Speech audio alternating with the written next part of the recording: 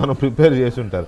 Right, బాలకోట గారు, మీ విశ్లేషణ, తొలి రోజు మహానాడు ఎలా జరిగింది? మీ మహిళలకి పార్టీ పరమంగా ఒక నిర్ణయం తీసుకున్నారు కాబట్టి దాని మీద మీ ఒపీనియన్ ఏంటి అనేది ఒకసారి చెప్పండి. వీరేష్ గారు నమస్తే. నమస్కారం. సత్యమూర్తి గారికి, జ్యోత్స్న గారికి కూడా నమస్కారాలు.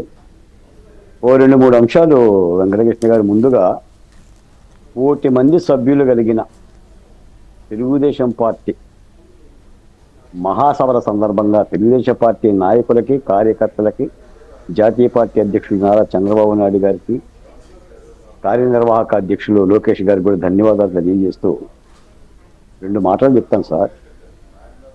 సభలు ఎలా నిర్వహించాలనేది తెలుగుదేశం పార్టీని trend setter.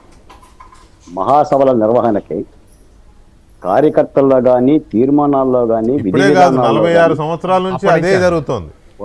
Trend setter. Telugu Desam పార్టీని చూసి ఇలా సభలు ఉండాలి అని భావించే చాలా రాజకీయ పార్టీలు ఆ తీరులోనే ఉంటుంది. ఎలక్షన్ క్యాంపెయిన్ ట్రెండ్ సెట్ మొత్తం మార్చేశారు కదా. రెండోది ఏంటంటే, ఈ స్త్రీ శక్తి అనే లోగో పెట్టినప్పుడే ఎందుకు పెట్టారు ఈ పదాన్ని అని నేను ఆలోచించాను. ఇప్పుడు అర్థమైంది లోకేష్ గారి యొక్క ప్రకటనతో. అంటే మహిళలకు 33% రాబో ఎన్నికల్లోనే 29 ఎన్నికల్లోనే 33% అమలు చేస్తానని అనటం అనేది daring dashing step, no doubt at all. ఆ లెక్కన ఈ 175 ఎమ్మెల్యే సీట్లలో దాదాపుగా 57 మంది మహిళలు అసెంబ్లీలో ఉంటారు. ఒకవేళ సీట్లు 50 సీట్లు పెరిగి 125కు వస్తే దాదాపుగా 73 మంది మహిళలు ఉంటారు. నిజంగా ఈ రోజున అన్ని రాజకీయ పార్టీలకు ఒక సవాల్. వైసీపీకి మరీ సవాల్. జగన్మోహన్ రెడ్డి గారి సవాలు స్వీకరిస్తాడో లేదో నాకు తెలియదు. ఎందుకంటే అమ్మ, అక్క, నా చెల్లి, నా తల్లి అని అంటుంటాడు కదా. మరి ఈ 33% రిజర్వేషన్ని వైసీపీ పార్టీ అమలు చేస్తుందా? లోకేష్ గారి యొక్క సవాల్ని జగన్మోహన్ రెడ్డి గారు స్వీకరిస్తాడా?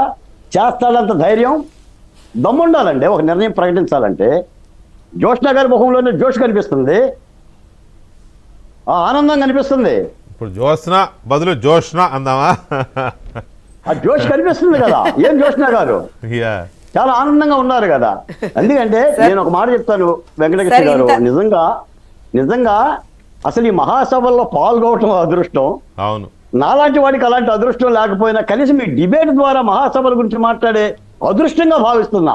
నేను మరీ ప్రత్యేకంగా వెంకటకృష్ణ గారికి ధన్యవాదాలు తెలియజేస్తున్నానండి. ఒక మంచి పనిని చెప్పడానికి, ఒక మంచి ఉద్దేశాన్ని రాష్ట్ర ప్రజలతో పంచుకోవటానికి కూడా ఇలాంటి సందర్భం ఒక అవకాశం. ఈ రోజున సభలో మాట్లాడిన తీరంతా చూడండి. మహిళలకు ప్రాధాన్యత ఉంది, యువకులకు ప్రాధాన్యత ఉంది, పెద్దరికానికి ప్రాధాన్యత ఉంది. లోకేష్ గారి యొక్క దక్షత కూడా కనిపిస్తుంది ఈ మహాసభల్లో.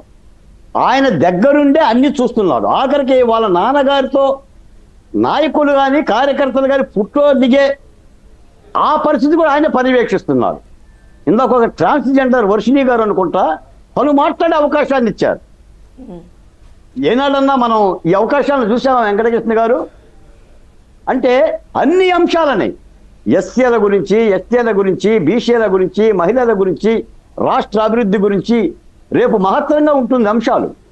అంటే పిన్ డ్రాప్ సైలెంట్గా చేతులు కట్టుకొని కూర్చున్న దగ్గర నుంచి నిర్ణీత టైం వరకు, అంటే ప్రతిసారి తెలుగుదేశం పార్టీ మహానాడు అంటేనే అది అసలు వాళ్ళు ఆ పార్టీలో స్పృశించని అంశాలంటూ ఉండవు. అడిషనల్గా ప్రతి మహానాడులోనూ ఒక కొత్త అంశాన్ని తీర్మానం చేస్తారు. ఎప్పుడు చేసే అంశాలతో పాటు కొత్త అంశాన్ని చేయడము,